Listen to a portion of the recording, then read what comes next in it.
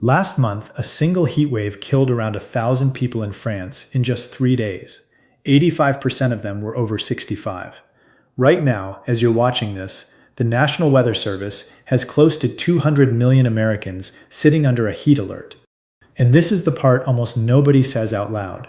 Most people who die in a heat wave die at home, in a chair, some of them with a fan running 3 feet away, doing exactly what they'd done every summer of their lives. Because somewhere after 60, your body quietly loses a big part of its ability to cool itself, and no one sits you down to warn you it's happening. I'm Dr. John Meyers. Many of the patients I've cared for were sure heat was an outdoor problem, something that happens to roofers and young athletes. A retired woman sitting in her own living room never pictured it happening to her, and that belief is exactly what makes it so dangerous. There are 5 mistakes that turn ordinary hot weather into an emergency. A couple of them are things you may be doing right now, convinced they're keeping you cool. Before you click away, sure you already know this one, stay with me, because getting just one of these wrong is what sends people to the emergency room. By the end, you'll know all 5, which ones apply to you, and exactly what to do instead, starting today. Before I go one step further, one quick thing, because it's the reason I make these videos at all. Staying safe in the heat is one small piece of a much bigger picture, the handful of everyday habits that quietly decide whether you're still strong and independent at 80, or slowing down and struggling at 65. I took everything I tell my own patients about living well in these years, and I put it into one simple plan. It has already helped thousands of people live their best life after 60. If you want it, the link is right there on your screen. You don't need to write anything down, and I would never make you sit through me reading out a web address. So let me start with the thing that ties all 5 of these mistakes together, because once you understand it, every one of them makes sense. Your body has a built-in cooling system. When you get too warm, 2 things happen. Your heart pumps more blood out to the surface of your skin, where it can shed heat into the air, and you sweat, and as that sweat evaporates, it carries the heat away. That system is remarkable, and for most of your life it works so well you never even think about it. Here is what changes. Somewhere after 60, that system starts running weaker on 3 separate fronts. You sweat less and later than you used to, so you lose one of your main ways to dump heat. Your sense of temperature and thirst both dull, so your body stops sounding the alarm as loudly. And an older heart has a harder time pumping all that extra blood to the skin, especially if it's already working against high blood pressure or heart disease. None of this means you're frail. It happens to strong, active, healthy people. It's just biology, and almost no one tells you about it. One more thing decides how dangerous a hot day really is, and the plain temperature on the forecast actually hides it from you. It's humidity. Your main cooling tool is sweat evaporating off your skin and carrying heat away with it. But when the air is already thick with moisture, that sweat has nowhere to go. It just drips off you and does almost nothing to cool you down. That's why 90 degrees in a dry desert and 90 degrees in a humid, sticky climate are 2 completely different days for your body. It's the reason forecasters talk about the heat index, which is the temperature it actually feels like to your body once you fold in the humidity. When you're deciding how careful to be, that heat index number is the one to go by. And check the forecast the night before a hot spell. If your phone can send you local heat alerts, turn them on so a dangerous day never catches you by surprise. So every mistake I'm about to give you comes down to one question. Is this helping your body get rid of heat, or is it quietly sabotaging a cooling system that's already running on a thinner margin than it used to? Keep that question in your head, and let's go. The first mistake is trusting a fan to keep you safe. I know how that sounds, because a fan feels like the obvious answer. It's what we all grew up with. The air moves, your skin feels cooler, and you assume you're protected. And in mild heat, you are. A fan helps your sweat evaporate, and that cools you down. But there is a temperature where a fan stops helping and actually starts hurting you, and this is the part that catches people. The Centers for Disease Control is direct about it. When the air in the room climbs into the mid to high 90s, an electric fan will not prevent heat-related illness. Above roughly 95 degrees, the air itself is hotter than your skin. So instead of carrying heat away from you, the fan is now blowing hot air across your body, and that can actually push your core temperature up. And because that moving air feels like a breeze, it fools you. You feel a little cooler right up until the moment you're in trouble, so you sit there, comfortable, while your body is quietly overheating. This is exactly why so many people are found in a warm room with the fan still running. They did the thing that had always worked. They just didn't know it stops working at a certain temperature, and that nobody had raised that number to them. So here is what to do instead. In genuinely dangerous heat, a fan alone is not enough, and you cannot rely on it as your only defense. The single strongest thing that protects you is air conditioning, and the CDC is clear that even a few hours a day in air conditioning meaningfully lowers your risk. If you have it, use it, and stop worrying about the electric bill on the worst days, because this is your health. If you don't have air conditioning at home, this is the day you go somewhere that does. A cooling center, a library, a shopping mall, a friend's house. A few hours in real cool air resets your body, and if you're using a fan, make it work harder for you by wetting your skin. A cool, damp cloth on your neck, a spray bottle, a cool shower, gives that fan something to evaporate and actually pull heat away. A fan moving air over dry skin in a hot room is doing almost nothing for you, and don't underestimate a plain cool shower or bath. It's one of the fastest ways to bring your core temperature down when a room has gotten too warm, quicker than a fan and quicker than a cold drink. Loose, light, pale-colored clothing helps too, because it lets what sweat you do make actually evaporate. On the hottest days, a cool shower in the morning and again in the evening, with a damp cloth on the back of your neck in between, will do more for you than any fan in the house. The second mistake is the one I most wish more people understood, because it's invisible. It's failing to account for the medications you take. This is where being over 60 stacks the deck, because this is the age when most of us are on at least one daily prescription, and several of the most common ones quietly interfere with the exact cooling system we just talked about. Let me name them, because you deserve specifics, not vague warnings. Water pills, the diuretics that millions of people take for blood pressure or swelling, pull fluid out of your body on purpose. That's their job. But in a heat wave, when you're also losing fluid through sweat, they can push you into dehydration faster, and they can blunt your sense of thirst so you don't feel it coming. Beta blockers, another enormous blood pressure category, do two things the CDC specifically warns about in hot weather. They can reduce how much you sweat, and they can lower the heart's ability to pump that extra blood to your skin. Two of your main cooling tools turn down at once. And a whole class called anticholinergics, which shows up in some bladder medications, certain antidepressants, even some over-the-counter sleep and allergy pills, can directly shut down sweating. None of this means these drugs are bad. They are keeping your blood pressure and your heart where they need to be, and that matters. Which brings me to the most important sentence in this whole section. Do not ever stop or skip one of these medications because it's hot out. That can be far more dangerous than the heat itself. What you do instead is plan around them. If you take any of these, you are simply at higher risk on a hot day, and you need to be more aggressive about staying cool and staying hydrated than the person next to you who takes nothing. This summer, before the next hot spell, call your doctor's office or ask your pharmacist one simple question. Which of my medications affect how I handle heat? And is there anything I should adjust on the hottest days? That is a 5-minute conversation that most people never have, and it is one of the highest value things you can do. Some doctors will fine-tune the timing of a dose in extreme heat, but that decision belongs to them, with your history in front of them, never to you alone in your kitchen.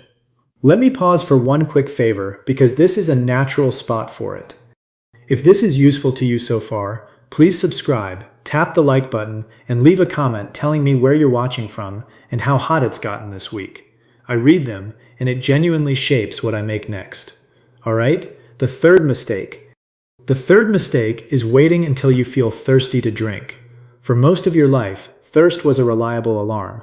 Your body needed water, thirst told you, you drank, problem solved. But remember what I said about that cooling system dulling with age.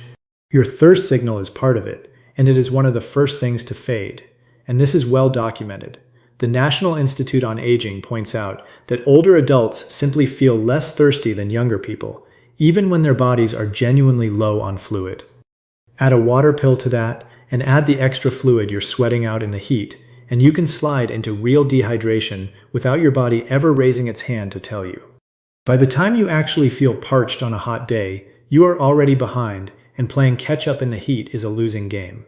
Dehydration thickens your blood, drops your blood pressure, strains your heart and your kidneys, and it makes a dizzy spell or a fall much more likely. So you cannot use thirst as your guide anymore. You have to drink on a schedule whether you feel like it or not. On a hot day, keep a glass or a bottle of water within arm's reach and sip from it steadily through the whole day, not in a few big gulps. A rough target for most people is a glass of water every hour or so during a hot day, and more than that if you're active or sweating, unless your doctor has told you to limit your fluids. A simple way to check whether it's working is to look in the toilet bowl.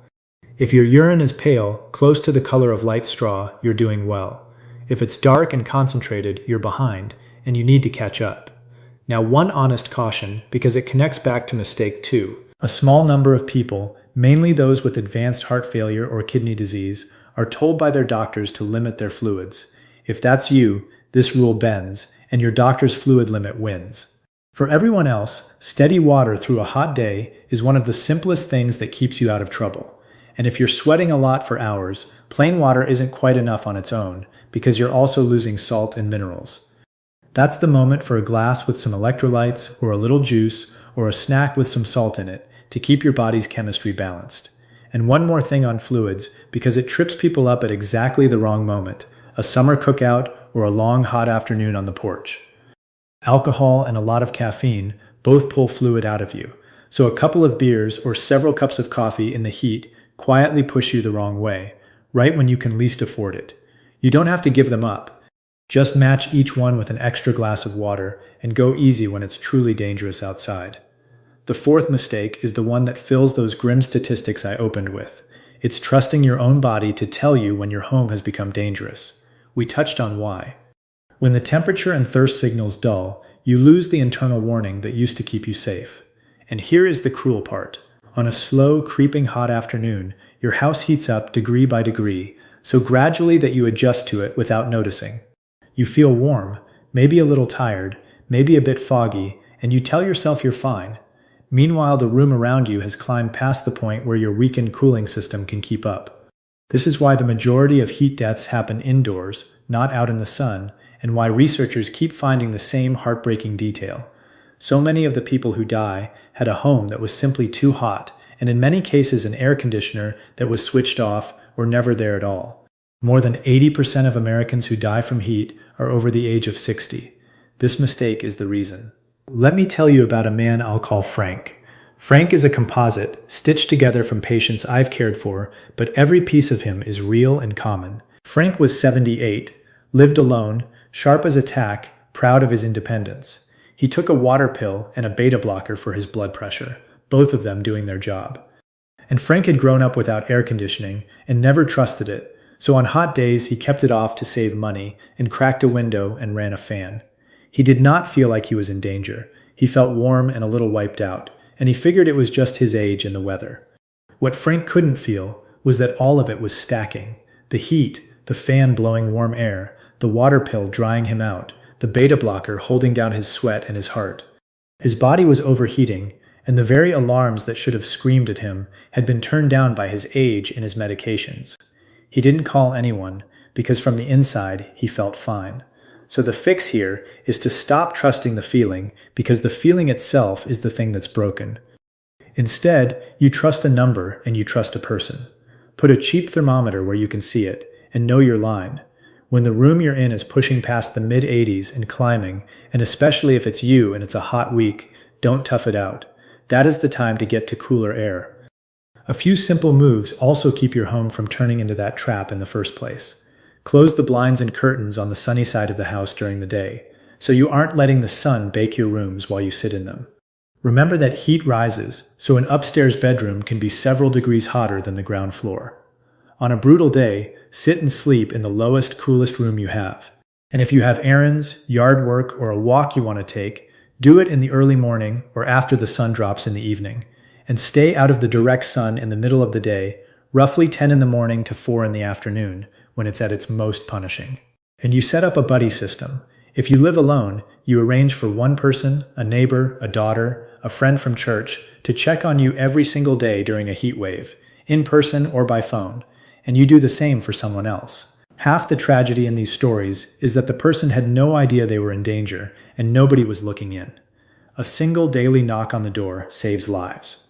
It very nearly wasn't enough for Frank, and I'll tell you how his story ends in just a moment, because it connects directly to the fifth and most important mistake of all.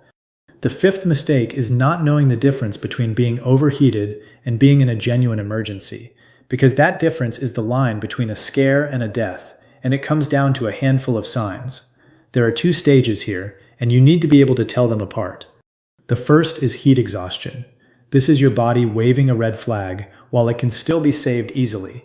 The signs are heavy sweating, skin that's cool and clammy, muscle cramps, feeling weak, dizzy, or nauseated, a headache, a fast but weak pulse. If you catch it here, the fix is simple and it works. Stop everything. Get into a cool place or the shade, lie down, loosen your clothing, sip cool water, and put cool wet cloths on your skin, especially your neck, your armpits, and your groin, where big blood vessels run close to the surface. Give it a little time, and heat exhaustion usually turns around. But if it's missed, it can tip over into the second stage, and the second stage is heat stroke, which is a true call 911 right now medical emergency. According to the CDC, heat stroke is when your core temperature climbs to around 104 degrees or higher, and your body's cooling has completely failed. Here are the signs that must scare you into action. Confusion, slurred speech, or a person just not acting right, not making sense. Skin that has often gone hot and dry because the sweating has shut down. A pounding, rapid pulse, a throbbing headache, fainting, or a loss of consciousness. That confusion, that change in how a person is thinking and behaving, is the single most important warning sign, and it's the one families brush off as tiredness or old age. Do not brush it off. At 104 degrees and rising, the body starts to cook its own organs, the brain included, and every minute counts. If you ever see those signs in yourself or in someone else, call 911 immediately. While you wait, get the person into cool air, get them into a cool shower or bath if you can, or put ice packs and cold wet cloths on the neck, the armpits, and the groin, and keep them there. Cooling them fast in those first minutes before the ambulance even arrives is what saves the brain and saves the life. One important caution, because people get this wrong with the best of intentions. If the person is confused, drowsy, or is passed out, don't try to give them water or pour it into their mouth, because in that state they can choke on it, and that turns one emergency into two. Keep cooling them from the outside, with cold cloths and ice at the neck, the armpits, and the groin, and let the paramedics handle any fluids once they arrive. And this is where Frank's story turns. Frank got lucky, and the luck had a name. His neighbor, a woman 2 doors down, had made a habit that hot week of walking over each evening to say hello. That evening, Frank didn't answer the door the way he usually did, and when she found him, he was slumped in his chair, awake but confused, mumbling, not making sense, his skin hot and dry to the touch. She knew enough to know that confusion in a heat wave is not tiredness. She called 911, got cold wet towels onto his neck and under his arms while she waited, and the paramedics cooled him on the way in. Frank spent 2 days in the hospital with heat stroke, and he walked out. The doctor told his family plainly that another hour alone in that chair, and they would very likely have lost him. Frank is fine today. He runs the air conditioning now on the hot days, without a word about the bill, and his neighbor still stops by. He lived because one person knew one sign. That is the whole reason I made this video. So let me put the 5 together, simply, so you can act on them today. 1. Don't trust a fan alone in serious heat. Above the mid-90s, it can make things worse, so get into air conditioning for at least a few hours, and wet your skin if you're using a fan. 2. Know your medications. Water pills, beta blockers, and some bladder, sleep, and allergy pills all make heat more dangerous, so ask your doctor or pharmacist what to do on the hottest days, and never stop a medication on your own. 3. Don't wait until you're thirsty. Drink on a schedule and check that your urine stays pale. 4. Don't trust the feeling that you're fine. Trust a thermometer and set up someone to check on you every day during a heat wave and check on someone else. And 5. Learn the signs of heat stroke. Confusion, hot dry skin, a pounding pulse, fainting. If you see them, call 911 and start cooling the person immediately, because minutes decide everything. None of these cost much. None of them are complicated. Every single one is a lever you hold in your own hand, and any one of them can be the thing that gets you or someone you love safely to the far side of this summer. If this helped you, do me one favor that costs nothing. Subscribe, give it a like so it reaches more people who need it, and send it to one person over 60 that you love, because this is the kind of thing that actually saves a life. Take care of yourself in this heat, look in on the people around you, and I'll see you in the next one.